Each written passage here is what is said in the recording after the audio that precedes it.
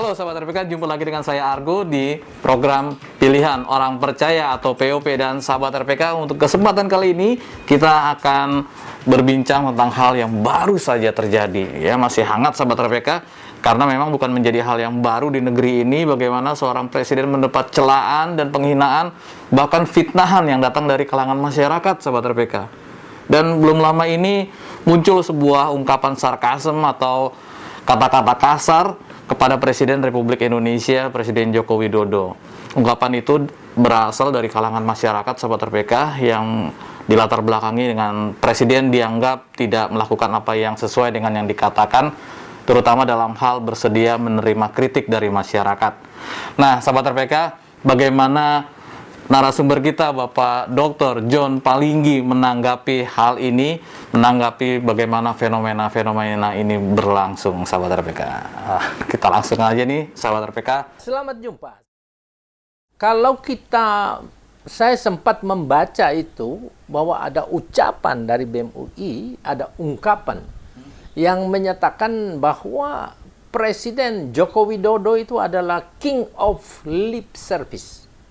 Rajanya bertutur kata, sopan santun dan dengan baik, tetapi dalam pelaksananya itu tidak sejalan dengan tutur bahasa sopan santun yang dilakukannya. Itu artinya barangkali ya. Iya, betul.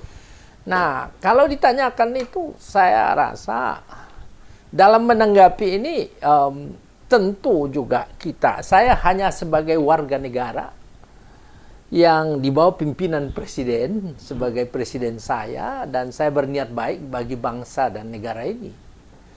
Siapapun pemimpin, saya wajib menghormatinya. Karena keyakinan saya bahwa tidak ada pemimpin di dunia ini yang tidak ditetapkan oleh Allah. Jadi saya menghormati Allah, menghormati Tuhan. Saya menghormati Tuhan karena saya mau menghormati pemimpin apapun, termasuk presiden, karena rasa hormat saya pada Tuhan yang menetapkan pemimpin itu.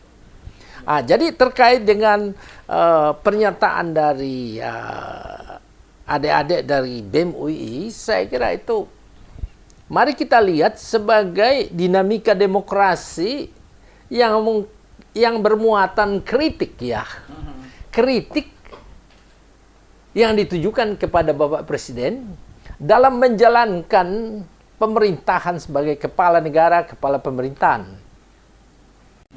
Namun demikian saya beranggapan bahwa tidak ada larangan di bangsa ini untuk mengkritik.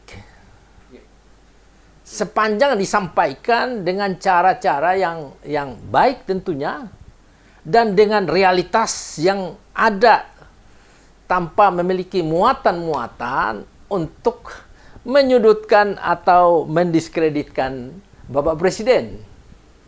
Saya mengikuti secara saksama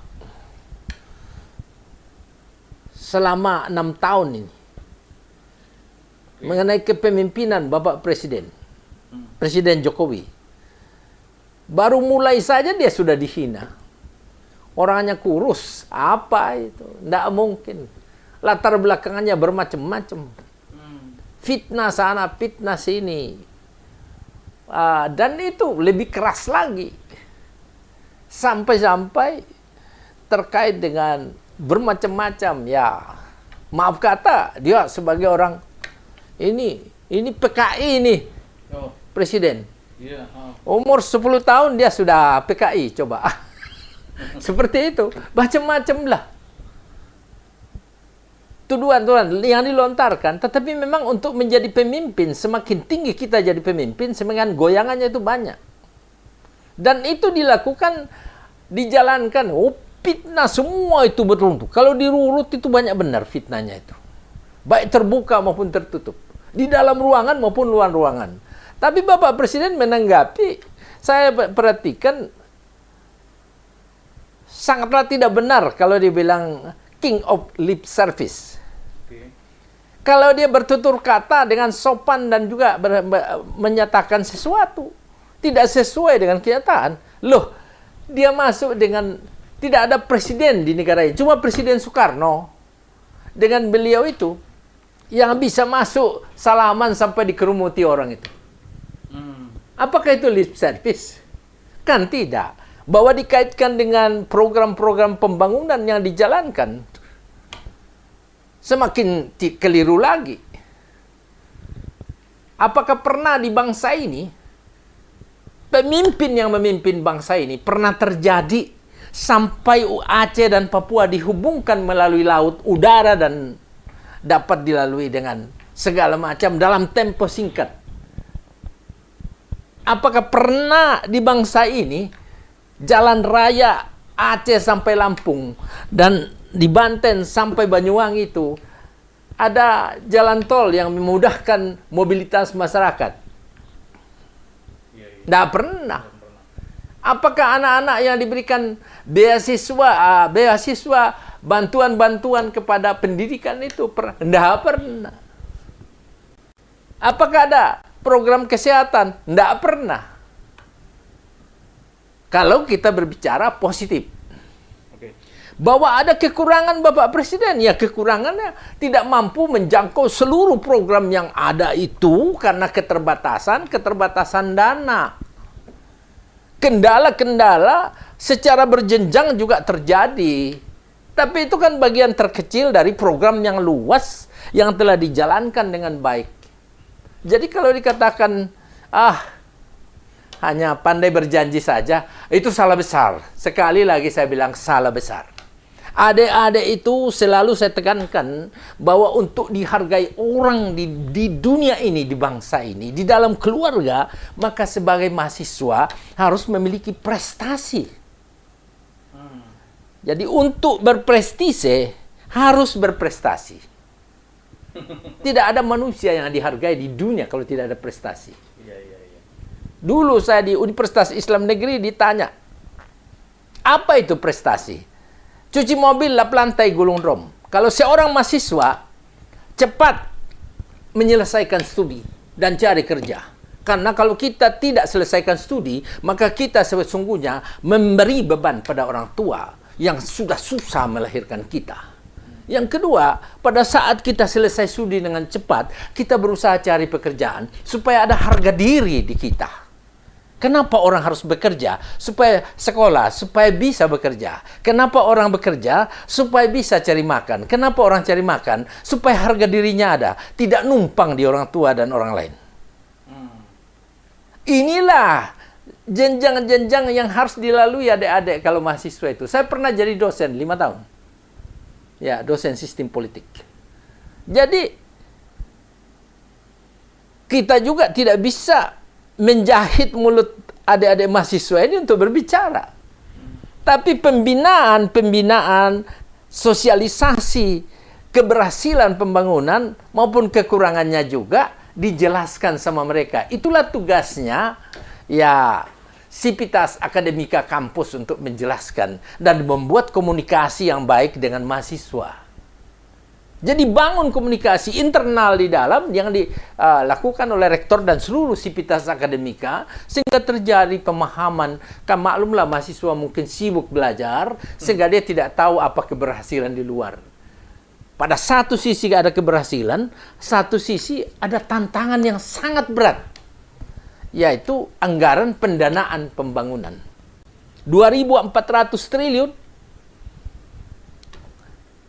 Hanya keberhasil kita kumpul uang 1.500. Negara berhasil. Ya berarti kan masih harus cari 900 triliun. Orang itu perlu dijelaskan. Masa pandemi yang lautan penderitaan yang begitu besar itu membutuhkan. Yang lalu tahun 2000 itu kalau saya bacanya itu 700 triliun uang habis untuk menangani pandemi COVID-19 ini.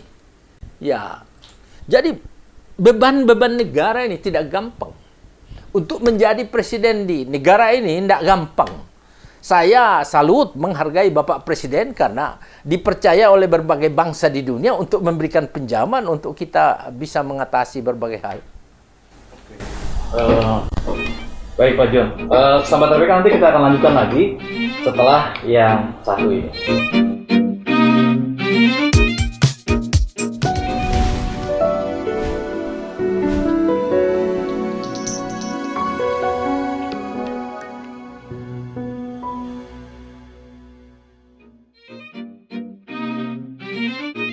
balik lagi sahabat RPK. Kita masih bersama dengan Dr. John Palinggi dan kita masih bicara tentang berbagai hal sarkasme yang terjadi di Indonesia, terutama bagi para pemimpin-pemimpin di negeri ini. Dari semua tingkatan pemimpin kebanyakan sudah menerima sarkasme. Tadi ada pesan yang baik yang bisa kita catat. Sebelum kita punya prestis, kita harus punya prestasi dulu. Ini sangat baik. Tapi ini Pak John, yang menjadi penasaran kami adalah kalangan yang akademik sampai yang tidak akademik pun melakukan sarkasme juga, atau dari yang muda sampai yang segala usia juga melakukan sarkasme juga. Apakah ini ada pergeseran nilai atau sebenarnya gimana nih, ada pengaruh dari teknologi komunikasi mungkin yang sekarang, Pak? Ya, kita di Indonesia kan seluruhnya beragama kan. Apakah Islam, Kristen, Katolik, Hindu, Buddha, Konghucu, kan kita beragama. Tetapi dalam kenyataannya kan sering kita terjatuh dari ajaran-ajaran agama kita dan kita hanya hafal ayat-ayatnya. Bahkan ditanya orang, cepat sekali kita hafal itu ayat di luar kepala. Tapi di hati dan kelakuan kita itu tidak nampak, terutama dalam berhubungan dengan sesama manusia. Kita berbicara supaya disayangi Tuhan, disayangi Allah Subhanahu wa taala, Sang Hyang Widiwasa. Tapi dalam pribadi kita tidak pernah membangun agar orang sayang pada kita, orang senang. Maka pengalaman hidup saya 45 tahun saya bisnis, saya tidak cacat dan disayangi semua orang dari lapisan manapun, terutama orang-orang susah. Itu karena saya menyadari rahasianya adalah bagaimana kamu membawa diri dalam hidupmu, lakukan sesuatu prestasi supaya kamu dihormati orang. Kalau kamu tidak bisa membeli makan saja, tidak berprestasi, kemudian teriak-teriak di jalan, harus direformasi, ini salah, harus diperbaiki. Sementara kamu berjalan, menawarkan baju pada orang, maka kamu masih telanjang. Sementara kamu berjalan untuk bicara reformasi, sementara setelah dicek kamu repot nasi, sebutir beras pun kau tidak punya. Ya, jadi jangan kita terlalu banyak bicara, menghabiskan waktu. Sementara kita ini adalah orang yang papa hidupnya. Paling baik adalah cari makan, apapun dikerja, asal halal. Ya, pengalaman hidup saya tidak perlu menyakiti hati orang lain. Saya berusaha supaya orang lain sayang pada saya tanpa merendahkan diri saya. Saya menghargai diri saya supaya orang hargai saya. Saya tidak harus saya mengemis sama orang. Tidak boleh orang kasih uang saya tanpa jasa. Ya, jadi anak-anak kita itu harus diajarin sejak kecil supaya anak-anak kita itu bisa panjang umur, murah rezeki, bahagia hidupnya kalau dia membiasakan diri menghormati dan menghargai orang lain. Hal yang paling mudah yang bisa ditiru oleh sahabat RPK apa nih Pak John, yang pernah Pak John lakukan? Seperti misalnya tidak menyakiti orang lain gitu. Ya, hal yang paling mudah adalah kamu harus berjalan di dalam koridor norma-norma masyarakat yang saling menghormati, saling gotong royong, saling menghargai, memiliki belas kasih yang dalam, terutama bagi yang susah. Kalau kau ada uang, jangan justru ada uang kau pelit luar biasa, bagi dirimu aja pelit, apalagi bagi orang. Nah, yang kedua, karena kita hidup dalam bangsa dan negara yang berbeda-beda suku, agama, etnis, dan golongan, ajarkan kepada saudara atau anak kita atau siapapun yang di bawah kita, kalau keluar rumah di sana itu ada orang lain yang beda suku, agama, etnis, dan golongan. Perintahnya apa? Hormati, hargai, layani, bikin senang hatinya. Nanti Tuhan tersenyum melihat kau dan rezeki itu akan pelan-pelan datang. Jadi jangan justru kau keluar rumah, di luar rumah kau sudah seperti singa mau menggigit orang. Ya, jangan sampai keluar rumah kau seperti orang yang hebat sekali, padahal kau masih jalan kaki sudah berbicara naik pesawat terbang. Dalam sekali ya Sobat RPK ya. Dan kita balik lagi ke... Nah, saya tambahkan sedikit boleh ya? Boleh. Kaitan dengan terhadap Bapak Presiden.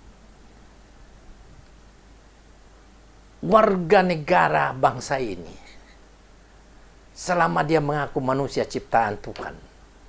Belajar menghargai karya pemimpin bangsa kita supaya kita bisa keluar dari persoalan bangsa. Tidak gampang memimpin bangsa ini. Ya, Bapak Presiden itu tinggal darahnya aja tidak mengalir. Kalau dia orang yang suka nangis, mungkin 10 drum sudah air matanya itu karena dihina. Tapi dia masih bisa jalankan roda pemerintahan dengan sabar dan dengan prinsip-prinsip yang tegas. Ya.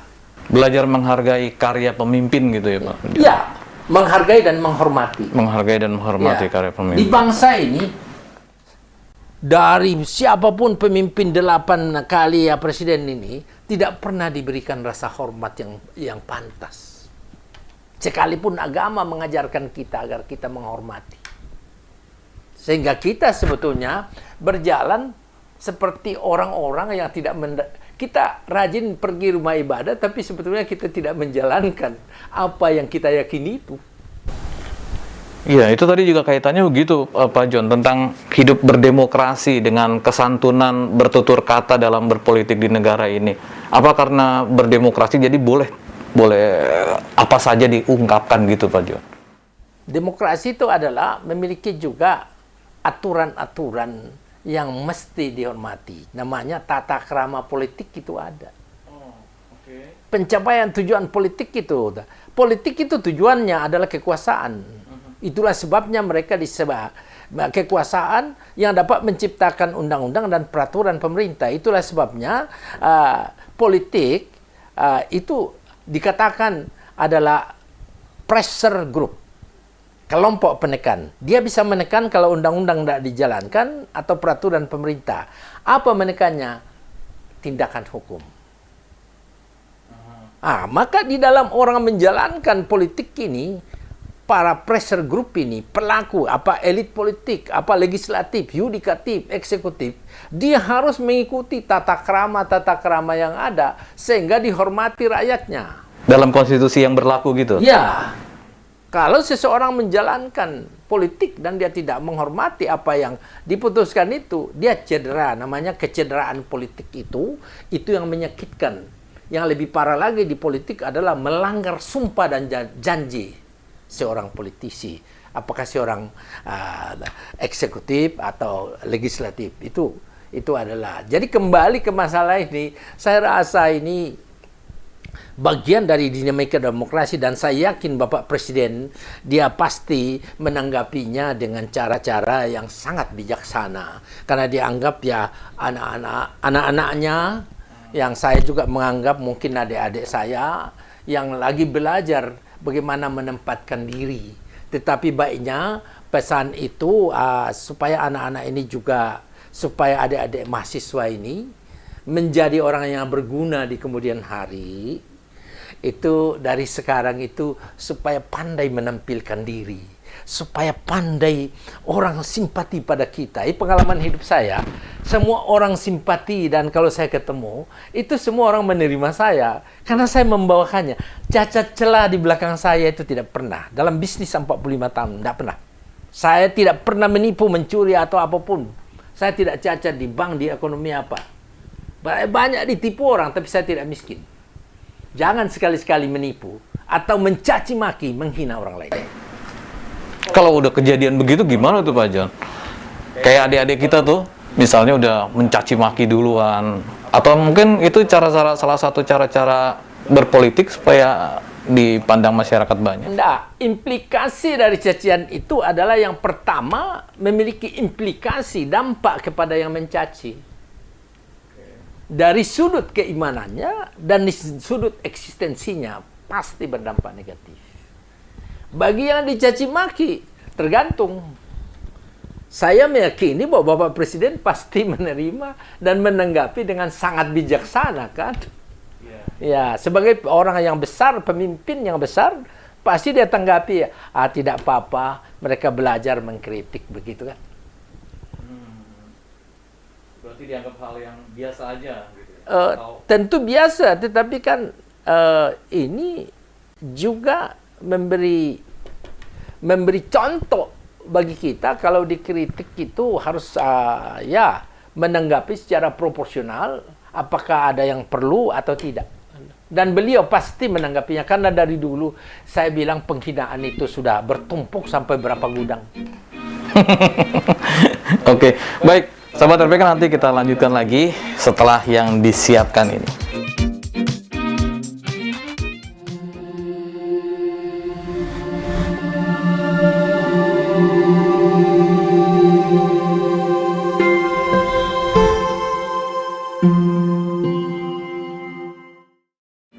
Ya, sahabat RPK, kita balik lagi. Masih bersama dengan Dr. John Palinggi, sahabat RPK. Kita masih bicara tentang sarkasme yang terjadi di tengah-tengah masyarakat dalam kehidupan berdemokrasi. Tapi memang ternyata banyak hal yang sudah kita dapat, sahabat RPK, tentang bagaimana seorang pemimpin yang baik menanggapi dan bagaimana dengan orang-orang yang sudah melakukan sarkasme itu ternyata. Pak John, ini yang melakukan sarkasme itu sekarang banyakkan anak-anak muda nih, Pak John. Kalau menurut Pak John sendiri, gimana nih generasi muda di usia yang penuh kebebasan berekspresi, idealnya untuk menyatakan atau menyampaikan apresiasinya, terutama untuk para pimpinan atau penyelenggara negara tuh idealnya tuh gimana? Gitu loh Pak John. Ya, pintu atau ruangan untuk menyampaikan aspirasi, tuntutan, dan dukungan dalam mekanisme sistem politik itu kan ada. Kalau tidak puas misalnya Badan Eksekutif Mahasiswa, dia sampaikan langsung. Kalau dia anggap ada tindak pidana dari seorang pemimpin atau presiden, dia sampaikan ke kepolisian dengan data yang konkret. Melalui rektornya tentunya. Iya kan? Jadi semua saluran sebetulnya ada. Ada. Tidak ada. Di bangsa ini sudah ada salurannya semua. Ada ketidakpuasan disalurkan. Tetapi jangan justru lontaran-lontaran itu yang tidak posisi apa mahasiswa untuk mengoreksi itu. Apakah itu sudah keputusan pengurus BEM disampaikan secara tertulis. Jangan dilontarkan secara lisan seperti itu. Sehingga tanggapannya pun juga memiliki bobot. Kalau setiap orang melontarkan misalnya sianida dari mulutnya, kan keracunan orang tanpa dasar. Iya kan? Apalagi kepada pimpinan negara.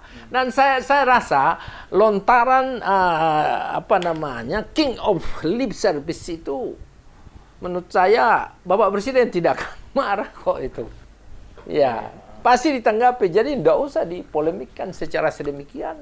Biarkan juga adik-adik itu memahami diri bahwa ke depan masih panjang perjalanan. Kalau untuk orang tua yang anaknya masih mahasiswa dalam fenomena ini, menurut Pak John harusnya gimana tuh? Kalau mahasiswa sudah mencapai umur dewasa, masa orang tua harus dimintai tanggung jawab kan? Enggak lah. Tetapi orang tua yang sebetulnya orang tua ini adalah filter kehidupan. Oke. Jadi kalau orang menuju satu kebahagiaan sukses itu harus melalui filter. Pada saat dia menuju ini, sikapnya sudah salah, tidak memiliki tata krama, sopan santun terhadap orang, suka memfitnah, melemparkan kata-kata yang tidak pantas, melanggar norma, maka dia sampai pada filter ini langsung terjatuh. Apa yang terjatuh? Kegagalan yang konkret dalam hidup. Tidak pun dapat pekerjaan, tidak bisa menghasilkan uang, sengsara, papa hidupnya. Sekalipun orang tuanya kaya raya atau orang apa, tidak mungkin dia berhasil. Berat juga berarti hati-hatinya. Lah, apa yang kamu tanam pada masa lalu kamu akan petik pada saat kamu melalui filter ini. Filter namanya filter orang sukses, bahagia, berhasil, dihormati, dan tetap mempertahankan nama baik. Nggak mungkin. Saya 45 tahun bagaimana mempertahankan itu. Pahit, banyak yang sarankan kita lakukan ini, kita kaya raya, kita lakukan. Saya bilang tidak. Dan bukti sekarang Tuhan memelihara saya. Memanjangkan umur dan saya super sehat. Iya. Ya. Jadi itu saya berbicara ini pengalaman hidup. Ya. Ya, seperti pebisnis. 1000 teman masih kurang, 1 musuh terlalu banyak. Loh, kok dalam hidup kita menciptakan musuh? Menghina pemimpin, ini bukan penghinaan, ya mungkin melontarkan lah. Ya, mahasiswa itu bukan menghina sebetulnya. Ya, kritik. Jadi pada satu sisi, mahasiswa jangan diadili. Kritik ini ditujukan presiden, dan Bapak Presiden tentu menanggapi dengan proporsional, terukur, dan dia pahami bahwa ini anak saya sendiri. Tetapi satu sisi, mahasiswa itu harus sadar.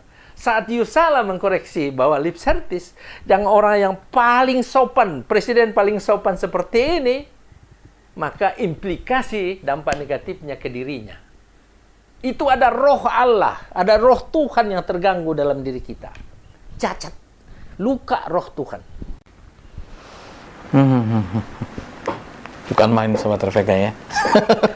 Dan ini kalau masalah hukum, kita sebenarnya udah tahu bahwa kalau misalnya ada yang mengkritik, terus ada pengadilan, orang itu masuk pengadilan, ternyata itu masalah delik aduan, Pak John ya. Ya, kalau dikritik itu, orang yang dikritik mengadukan atau menugaskan orang lain untuk mengadukan ke polisi, itu adalah berlangsung baik. Tetapi kalau orang yang dikritik atau mengadukan tidak diberi kuasa, tidak beri apa, sebaiknya jangan lakukanlah. Itu menambah kehebohan. Jangan cari-cari muka lah. Ya, banyak juga orang cari muka. Saban presiden dikritik, dia langsung seperti itu. Jangan. Kalau tidak diberi kuasa ngomong, nggak usah lah. Tidak diberi kuasa ke polisi. Oh, nanti kami ajukan, kami. Apaan ini, menambah kerumitan. Presiden saja tidak menanggapi secara marah atau apa, kok ada orang. Jangan ada orang di masyarakat yang suka cari muka. Mantap. Dan Sobat RPK, nanti kita lanjutkan lagi setelah yang disiapkan ini.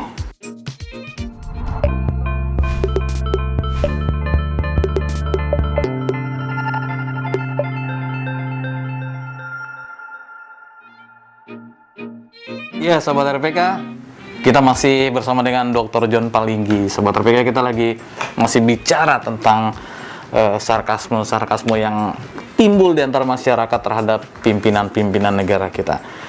Sobat RPK, banyak hal yang bisa dilakukan, melakukan kebaikan, semua kejujuran, tidak berdusta, dan banyak hal lagi yang tadi sudah disampaikan Pak John tentang bagaimana cara hidup kita untuk lebih menghormati orang lain, karena kita menghormati diri sendiri, karena kita menghormati keberadaan Tuhan. Dan kita sekarang mau tanya lagi nih Pak John, satu pertanyaan buat Pak John nih, saran Pak John nih untuk kondisi seperti ini nih, masyarakat ya di tengah banyaknya teknologi komunikasi, pesan-pesan yang liar, sampai sepertinya membentuk nilai-nilai baru sosial masyarakat di Indonesia yang bisa dibilang melupakan nilai-nilai leluhur gitu, Pak John. Saran-saran Pak John gimana nih? Ya, yang kita alami sekarang adalah kepahitan hidup. Kepahitan hidup. Akibat masalah yang lain, dan yang terutama masalah pandemi COVID-19. Oke. Maka kepahitan hidup yang sekarang memang menurut saya itu adalah diperkenankan Tuhan terjadi bagi kita. Agar kita mulai menyadari siapa aku sebenarnya. Tidak terkecuali siapapun di bangsa ini. Jadi pandemi COVID-19 menurut saya adalah filter kehidupan yang disediakan Tuhan supaya kita memahami apa yang saya telah lakukan selama ini terhadap lingkungan saya, terhadap di rumah, terhadap orang lain. Apa yang saya lakukan? Adakah saya membuat sesuatu cahaya bagi orang supaya orang kegelapan itu ada jalan? Adakah saya pribadi itu ada bercahaya bagi diri supaya saya bisa bercahaya bagi orang lain? Atau memang saya gelap gulita tapi ingin membuat cahaya bagi orang lain? Tidak mungkin. Memberi uang pada orang sementara tidak punya uang. Memiliki belas kasih sementara dia sendiri mulutnya penuh dengan caci maki yang tidak pantas. Saya membina generasi muda. Himpunan Mahasiswa Islam, PMI, Banser Ansor, Gerakan Pemuda Islam, Persatuan Mahasiswa Kristen Katolik Republik Indonesia, Gerakan Angkatan GMKI, GAMKI, Angkatan Muda Kristen. Saya banyak Di Universitas Islam Negeri Ciputat dan Ujung Pandang, Hasanuddin, saya membina generasi muda. Saya menyuntikkan ide gagasan saya ke mereka supaya mereka membangun diri melalui prestasi ke prestise. Kalau menjadi mahasiswa, lulus cepat, cari kerja cepat, bisa beli makan, dan kau dihargai orang. Tidak lebih. Kalau kau jadi mahasiswa sekolah dan gagal, ribut terus dan tidak lulus, itu adalah pengkhianatan kasih sayang kepada orang tua yang telah melahirkan kita, membiayai kita, supaya kita jadi orang yang berguna. Sehingga saya ajarin supaya kau berprestasi. Ditanya apa berprestasi? Cuci mobil, lap lantai, gulung rom, supaya kau tahu hidup itu tidak gampang. Tapi kalau kita mau bikin gampang, kita lakukan sesuatu dengan cara-cara yang benar, berkeringat, sungguh-sungguh menghormati orang lain. Pandai berterima kasih dalam hidup ini. Siapapun yang kasih seteguk air, berterima kasih. Jangan banyak alasan kita untuk menghina orang tanpa ada alasan. Ya, jadi hargai ciptaan Tuhan. Nanti Tuhan hargai kita. Wah, udah jadi kayak pemuka agama. Dan memang Pak John juga masih aktif di itu ya, di Badan Interaksi. Ya, saya ketua harian BISMA. Iya. Kebetulan beberapa agama mendukung saya di ketua harian. BISMA adalah Badan Interaksi Sosial Masyarakat, yaitu mendekatkan orang secara sosialnya yang didekatkan, hubungan baik. Jadi manusia itu tidak bisa dipenjara dengan agamanya, suku etnis. Harus dia berhubungan sosial. Tidak mungkin. Tidak mungkin seseorang itu datang melamar satu pekerjaan. Orang Islam melamar satu pekerjaan, tahu yang punya pabrik orang Buddha, dia bilang tidak jadi. Beda agama. Demikian orang Kristen melamar satu pekerjaan, tahu di sana yang punya orang Islam. Tidak mungkin. Adakah hidup kita ini dibatasi dengan hal-hal seperti itu? Tidak. Bahwa soal ajaran, akidah, teolog agama, masing-masing itu sudah suci, sakral, dan final bagi pemeluknya. Tidak boleh dikaji-kaji. Yang banyak di medsos itu mengkaji ya orang agama orang itu tidak boleh. Saya menentang itu. Menentang pengkajian kitab suci orang lain. Padahal agamanya apa, ngomongin agama. Itu sudah suci, sakral, final bagi pemeluknya. Nggak usah. Kita tekuni aja, kita punya banyak. Supaya kalau ada orang yang keliru melaksanakan ajaran agamanya, saya anggap itu kurang berpendidikan. Kurang berpendidikan aja. Ya. Saya sudah bahagia di umur seperti ini karena saya jalankan dengan hati-hati. Di dalam diri saya itu hanya bagaimana supaya sedikit pelan-pelan hari lepas hari ada orang yang saya senangkan hidupnya. Saya bermanfaat bagi sesama. Saya selalu berdoa pada Tuhan, Tuhan beri saya kerendahan hati dan tidak sombong. Bagaimana saya melakukan sesuatu agar orang lain tersenyum, ketawa, dan senang hatinya. Dan itu sangat mudah saya capai. Boleh ditanya orang. Sangat mudah. Karena dirinya memang niatnya baik. Peliharalah hatimu, sebab dari situ berpancar kehidupan. Wah. Kalau kau memelihara hati, jalan baik. Orang yang tidak terpelihara, hatinya busuk, kering, bahkan penuh koreng, hatinya, dia tidak bisa menciptakan masa depan. Nggak bisa. Beli beras saja, beli nasi aja nggak ada uang. Jalan kaki, sendal nggak punya. Malah matanya cepat buram. Jadi saya, bagi generasi muda, saya pesankan, berbuatlah kebaikan sebanyak-banyaknya. Dan segera berhenti melakukan kejahatan atau penghinaan yang tidak ada dasar. Baik, baik. Ya. Itu closing statement-nya, sahabat RPK. Terima kasih Pak John untuk waktunya. Ya, mohon maaf kalau ada kurang lebih dalam penyampaian ini. Saya hanya berniat baik. Dan mungkin ini saya sampaikan hanya sebagai pengalaman hidup. Tidak untuk mencaci maki orang, tidak untuk sebagai pembela, tapi saya sangat menghormati semua orang lain. Baik. Terima kasih ya. Baik. Dan sahabat RPK, kita ketemu lagi di waktu dan lain kesempatan di program lain juga. Saya Argo, ada Daniel Tanamal, juga Arthur Tyson. Undur diri. Salam.